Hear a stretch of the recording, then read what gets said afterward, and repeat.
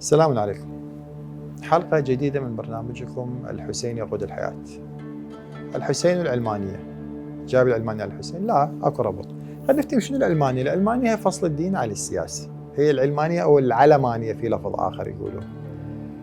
ب 1548 اكو العالم البولندي كوبرنيكوس سوى له بلوى بالكنيسة. الكنيسة اللي هي مسيطرة من القرن الخامس الميلادي للقرن الخامس عشر، يعني 2000 سنة سيطرت على بلاد أوروبا كلها، هي القاضي والجلاد اللي صيرتهم، وأساءت كثيرا. هذا كوبرنيكوس قال لهم ترى الأرض تدور حول الشمس. قالوا له أنت مخبل، ايش تسوي أنت كافر؟ طبعا غاليلو أيده، قالوا أنتم كفرة والجو يحكمون بالإعدام على غاليلو، لأنه هم عندهم حسب الكتاب المقدس المزور مالتهم أنه الأرض هي مركز الكون.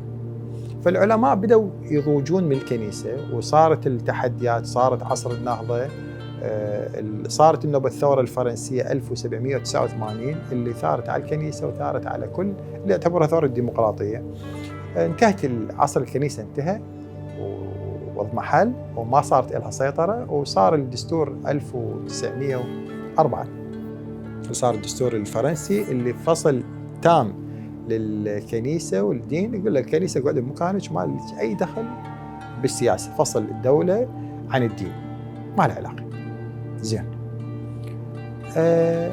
الليبرالية ما لها علاقة، موضوع آخر، الناس تخلط بيناتهم. الليبرالية اللي سواها جابها جون لوك. جون لوك هذا أحد الفرسان الثلاثة لعصر العقد الاجتماعي، هو وهوبز البريطاني همين، وجان جاك روسو الفرنسي، اللي جان جاك روسو المنهاج مالته طبق فقط في سويسرا.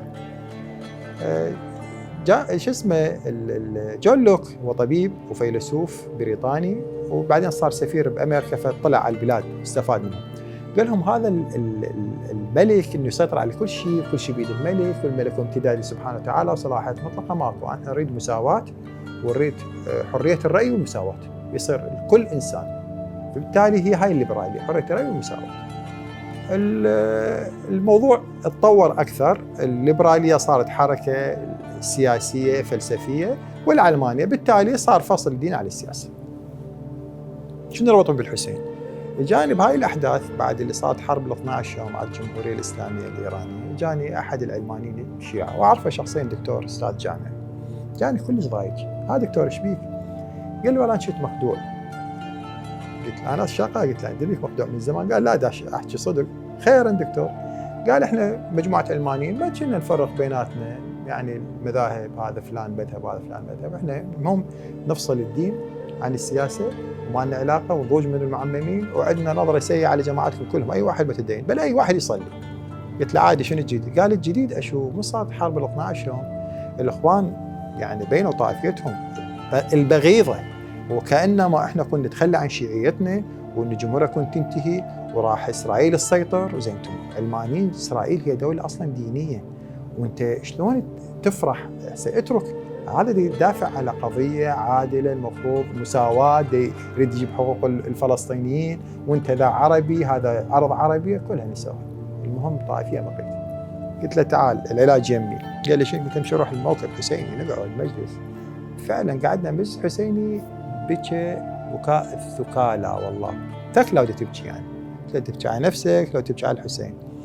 قال والله جيت اعتذر من الحسين، بس جزء منه كبير هو صوتك وصوت جماعتك. قلت له شعلين صوتنا شلون؟ قال والله صوت المعممين اللي كفرونا ويعتقدون بينا انه احنا رحنا بالطريق الخاطئ، المفروض يحتضنونا. قلت له هاي صحيح، انا كل شيء ايدك. احنا المفروض نستوعب كل ناسنا وكل ولدنا، لان الحملات اللي عليهم حملات كبيره وضغط كبير، سوشيال ميديا والاتجاهات وتشويه وجه الدين. اي اكو كم واحد مسيء، كم واحد مسيء، بس بصوره عامه ذول المسيئين حقيقه من تجيهم قياسا للناس الزينه هم اقليه، يطلعون ذول المسيئين ويحجون بهم دائما، وباسم المذهب اهل البيت طبعا يصير التركيز، والناس جهله بسطاء عندها رد فعل، فبالتالي تنفر من الدين. قلت الحسين سلام الله عليه هو اللي، وانت دكتور، هو اللي طلع لأجل المساواة ولأجل الحرية، ضحى بنفسه وأهل بيته.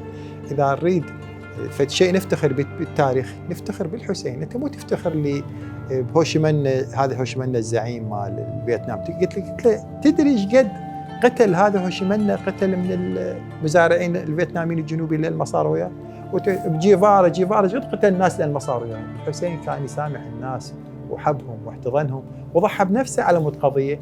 وظل هاي القضية أهم شيء بالإمام الحسين سلام الله عليه إنه ظل محافظ على الصدق والصح والأخلاق. هاي أهم شيء، ظل محافظ على ذني وضحى بنفسه وبقى على نفس الطريق. والمفروض أنت تفتخر إنه تاريخك العربي الإسلامي، تبقى أنت مسلم، تفتخر إنه أنت تتبع شخص اسمه الحسين سلام الله عليه. قال لي إيه؟ جيت متأخر لكن أحسن مما ما أجي أصلاً. قوم صار وقت الصلاة، صلينا سوية والحمد لله رجع الدكتور فلان إلى جادة الإسلام. تحياتي لكم.